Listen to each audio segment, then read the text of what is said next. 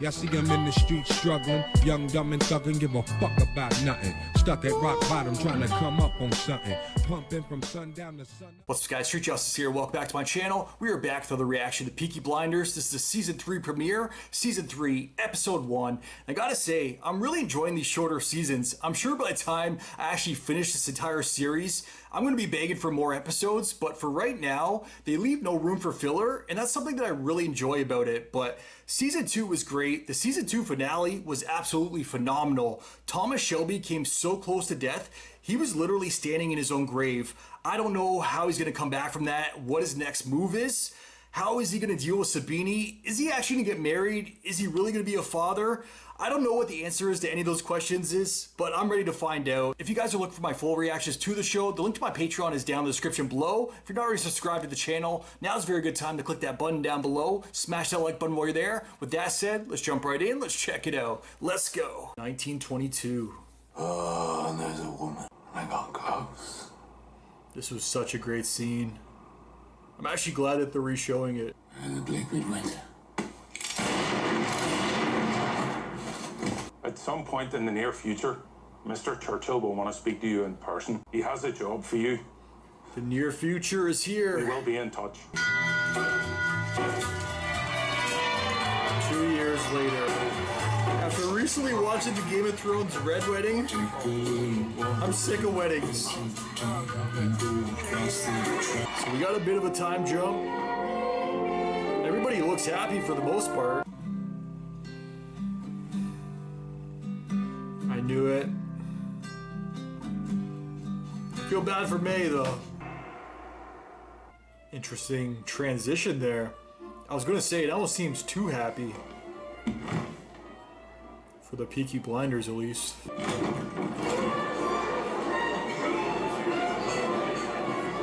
Did you die in 5 minutes? Actually, we were told on the train there'd be cocaine. It's not today. I like hearing that from Arthur. I just wish Tommy was here. Always working, always grinding. Right, boys, you're all here.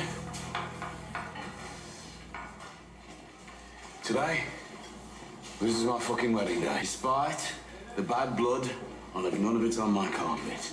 Now, for Grace's sake, nothing will go wrong. And if you fuckers do anything to embarrass her, you do anything to what? What about snow? Yeah, they're women of sports, I'll tell you that. No snow. No cocaine. No cocaine.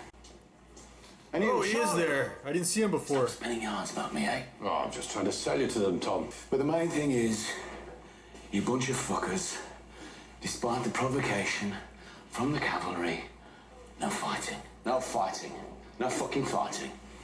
No fighting. No fucking fighting! I think he made that pretty clear. I need you to tell me that it's business making you like this, and not regret over me. It's business, Grace. A bad business it is, all round. I don't know if I believe him there. Where is May? We just made vows to share everything. An hour later he lies. Afraid of. Yeah, I don't think this relationship's gonna last. Will it make it to season 4 though? Stand up, stand up. Almost burned her face. Arthur's speech. I'm scared of fucking Arthur's speech. All right. Me too. She definitely seems happier than she did in season 2. Hello, Mrs. Shelby. Let's complete the ceremony. Major Campbell's rolling his grave right now. What you call an animal with a prick halfway up its back? A cavalry horse. He gets it. You're best man, Arthur. Go and find them. Yeah. You know what they're doing. He's looking over. He's coming. He bloody is. Uh-oh. Fuck, it's the wrong one. What do you mean the wrong one? How many are there? There's two giving me the eye. I've heard the other one. He looks harmless. Polly's out here working her game. She's back from New York. She wanted the other one though. You are unaccompanied. I also am alone. Tommy, no. Oh. I need you downstairs. It's all right, we're done. You good? Yeah, never been better. Yeah.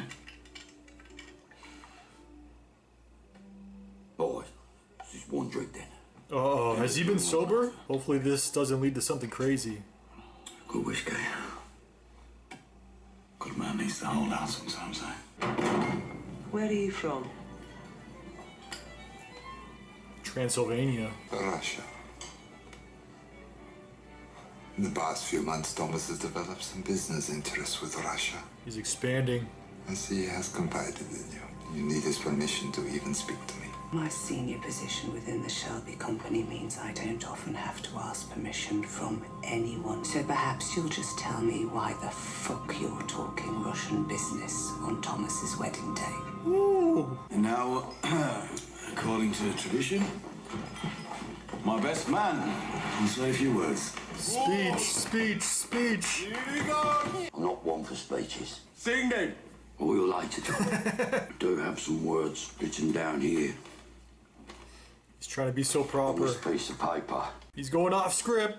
First, a few words from the heart. This man here, my brother Tommy, helped me survive through some of the worst times. Even though the circumstances of their union was tragic.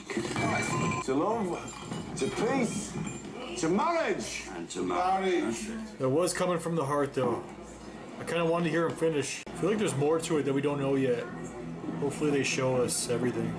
We talked about this, Arthur. That's why we wrote it all down. Once the grace is signed, don't even know her husband killed himself. I think it was an accident. Killed himself, they think was an What do accident. you think I am, Tommy? You stay away from me. I've had it. Like kids. He actually hurt himself. 3 shots of it. That's it. I know. I drew the line. I know. I know you've turned the corner. Now, fuck speeches, fuck weddings. You're my best man every fucking day. Real shit. Now go and get John. Get him sobered up. Find Johnny Dogs. It's the Russians through the smoke tonight. So what does he say? You won't meet him unless you give us the name. What We name? were told to ask for a code name and contact was made. Constantine.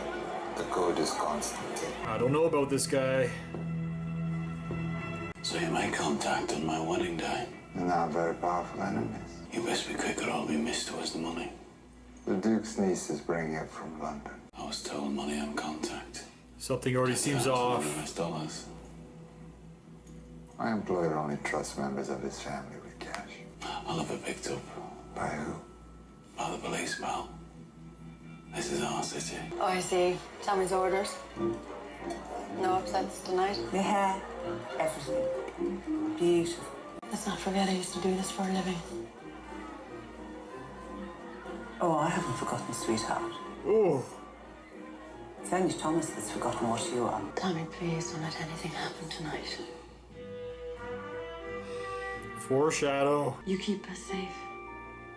I love you. I promise. I'll make us safe. I said it earlier, but things are going too well right now. And Duchess, I introduce you to the Shelby brothers. Another love interest. Birmingham. Number 3 for Tommy. And, good luck with this one, Tom. Give me the money. I was told to give it to Mr. Culloden. Whoever it is up there, he gave the wrong name. We asked him the name, and he gave the wrong one. Just let me go to the I house. do not want this shit. Anyone near my fucking house? And you do this to me? So that guy at the wedding is the imposter. He's with Ada. You're the only one in your family who's a communist. Some of them are. They just don't know it. And you are a very close family, yes? Always within punching distance.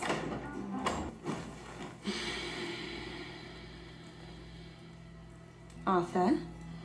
Ada doesn't know yet. Do apologise for the interruption. There is a woman here to see you, Mr. Claddon. Is he gonna catch on? Where is she? Out by the stables.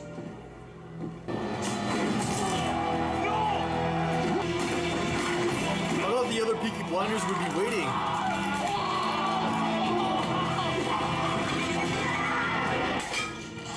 No!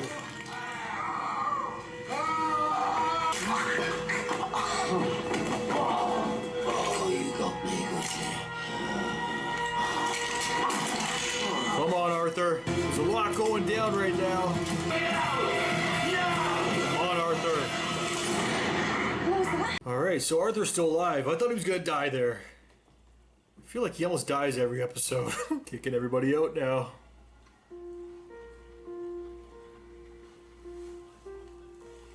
Some alone time for the newlyweds. Well, damn! You hiring, Tommy? And you're willing to gamble it all on one robbery? I'm a gambling man, Paul.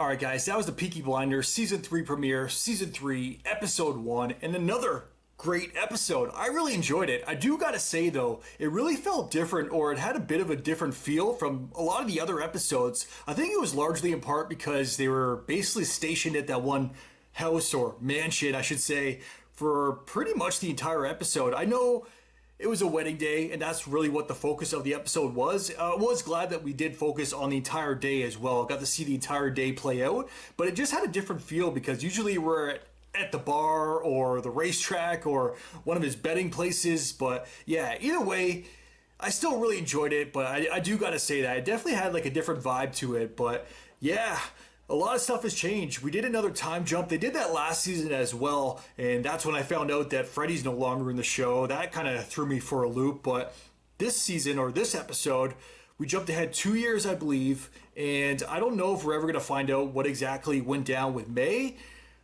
what led Thomas to decide, or I guess he made that decision right when he came close to death at the end of last season. I guess he chose right then and there who he's going to marry.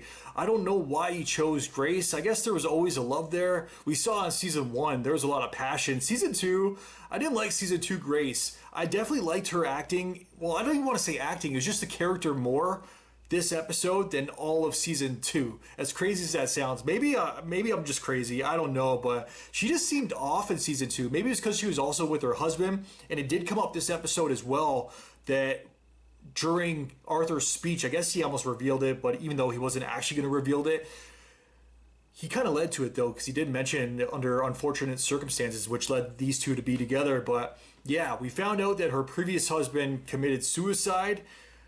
I don't know if they're ever going to show us. We don't see a lot of flashbacks this episode, or sorry, this show. We did see in Season 1 some flashbacks to war, but I don't think they've ever shown real flashbacks to like people being killed to progress the storyline. Like they never did a flashback for Freddy. Freddy never got no flashback, but I don't know if we're going to see that or if we're just going to find out more through dialogue moving forward. I don't know. Maybe it's just not even that big of a deal, but they kind of really made it seem like it was. Arthur really changed though after these past 2 years. I guess he's no longer doing drugs. He's no longer drinking. Yeah, he drank this episode, but it was a wedding, and I guess he did limit it to 3. I don't know if he did go above that, but he said he kept it to 3 shots. So, and then he did have that drink of the flask from Tommy as well. But yeah, it's good to see that he has that girl now by his side. She seems to be a good influence on him. She does seem super religious as well. She said, or he said to her, "Oh, I thought I'd find you here at," I guess it was like a church. Is that part of the house? Like the mansion? What the hell? Jesus, Tommy needs to hire me, because all that money that we saw at the end, clearly business is doing good. But yeah, back to the church. Arthur did mention, yeah, I knew I'd find you here. And she's like, yeah, I just need some quiet. And it was kind of, or some quiet at the end of the night. And that's kind of interesting because the end of the episode, it did feel like it ended on like a quieter scale. So that's kind of cool how they did that. But Arthur, I'm glad to see him in a better place. But at the same time, I don't know how much of a better place that he's in. Like, yeah, he seems to be happy with his girl, but taking that guy out, I honestly thought he was going to be killed off. Like something's going to go wrong. Why were the other Peaky Blinders not there waiting for him to sabotage that guy? They all relied on Arthur.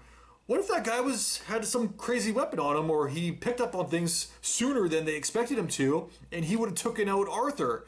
That shit scared me. They need to plan better, plan more accordingly. If you're going to kill someone or assassinate someone, there's got to be better ways to go about doing it, because Arthur, yet again, I said it this episode, he came close to death yet again, almost killed.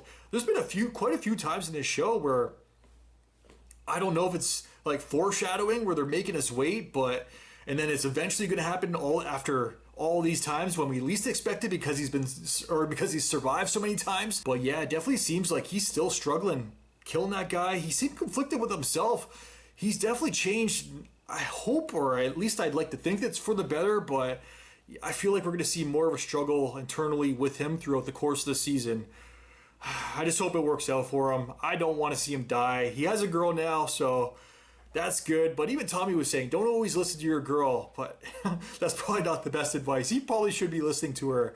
But yeah, I've only focused on on Arthur really for this recap so far, when it was actually Tommy's and Grace's wedding day. So I should probably speak about them a little bit more. Tommy, he was straight focused on the business as usual. He couldn't take a day off, even for his wedding day. If there's ever a day to take off, yeah, like sure, he was having some fun with Grace on his wedding day, but he was still running business. One of my favorite scenes too is when he called like the meeting among the Peaky Blinders in like the kitchen. It was pretty earlier on in the episode, and then he made it very clear to everyone, no fighting, no fucking fighting on my wedding day. Then he bumps into someone, or someone bumped into him, and right away he started fighting. So I love that. And then there was still a fight at the end of the night, but I guess that was more of a distraction, more or less. What was that one guy doing though? I guess Tommy's doing business with the Russians now. Obviously, we haven't seen much of it. We're still catching up over the last 2 years what Tommy's been up to, and clearly he's been up to quite a bunch of stuff. Taking out Grace's ex-husband, marrying Grace now, starting a family. We saw his child. I didn't catch his son's name. I think they did mention it. It might have been Henry or Charles. I don't know. I should probably look it up. But yeah, he's a few years old now, so that's kind of cool. Tommy as a father, that's going to take some getting used to. And even for him, he's going to have to get used to it. Maybe stop taking so much risk. But he said at the end of the episode to Polly, he's a betting man. He's willing to bet it all. And I feel like now that he has everything to lose and everything to be taken from him. So yeah, people can use that against him now. He has a lot of villains. Sabini's still out there, right? Are we never going to see him again? We didn't see Elfie this episode. We didn't see May. Are we ever going to see these characters again, or were they just season 2 characters? I hope we get to see them all, because I actually enjoyed all those new additions, which is kind of crazy because whenever a show adds in new characters, it can be really hit and miss, especially when you're so used to like an original group. I know that happened quite a few times with The Walking Dead. I'm trying to think of some other shows. The Wire. I guess it's going to start happening now with Game of Thrones. We're losing people left and right, all my favorite people. So yeah, if you're going to add new characters to a show, you got to make sure they're good. You got to make sure they're bringing something new to the table. And I felt like the season 2 characters that were added, they did just that. So I really do hope that we get to see more of them. Grace, like I said, I definitely liked her more here this episode and this premiere than I did in all of season 2. Even though I was looking forward to her return in season 2 when she finally came back, I don't know, she just seemed like she changed. But this episode, she definitely seemed... It was her wedding day. I was going to say, she definitely seemed to be in a better mood, which I would hope she would be for her wedding day. But yeah, that was definitely good to see. Just her and Tommy more or less happy. Yeah, they had a little bit of a fight as well. But once they hooked up, she was pretty happy from there. So that was good to see. Polly, she was feeling a little bit frisky herself at the wedding. She was macking on a few people, or at least a few people were macking on her. The one guy that they eventually had to kill, that was so crazy. I swear I've seen that actor before. I don't know if it was Supernatural or something else. I could be mistaking him for someone else. But yeah, I've definitely seen that actor before, but he had a thing for Polly, but Polly wasn't feeling it at all. She had a thing for the other guy, and then I thought she was playing hard to get a little bit at the end of the episode. I don't know if we're going to see more of that one guy that knocked on her door at the end of the night, but she was ready for something else. She had a gun in her hand, but hidden behind that door, so that was pretty interesting. But yeah, those were the main focuses of the first episode. Tommy, Arthur got a lot of screen time, and Polly. I didn't talk about Michael at all. We didn't even see him at first. I didn't even think he was there, so it was good to see that he came back. He's another character of season 2 that I didn't even mention. So, wait, he was a season 2 character, right? Sometimes they all start to blend together, but yeah, it was very nice to see him. He's full on corrupt now, though. He's full on Peaky Blinder. He's in the business. It's good to see that he's not actually indulging in the drugs, but he's hooking up with these girls. He's giving them the drugs. So I don't know how I feel about that, but yeah, he's a straight up Peaky Blinder. I never should have questioned him last season. I question if he was actually to be loyal, if he was there just for the money and not actually there for family purposes. He's full on Peaky Blinder. He's full on Shelby. He's there not just for not just for the money. He's there for the family as well. So yeah, that's good to see. But at the same time, they kind of corrupted him, or I guess he accepted it. He knew what they were into. At the end of season 2, he said to Tommy that he wants to be a part of it, so he's a part of it now. But those were the main focuses of the first episode. I feel like I've pretty much gone over everything. I'm guessing the Russians are going to be a major part of the season moving forward.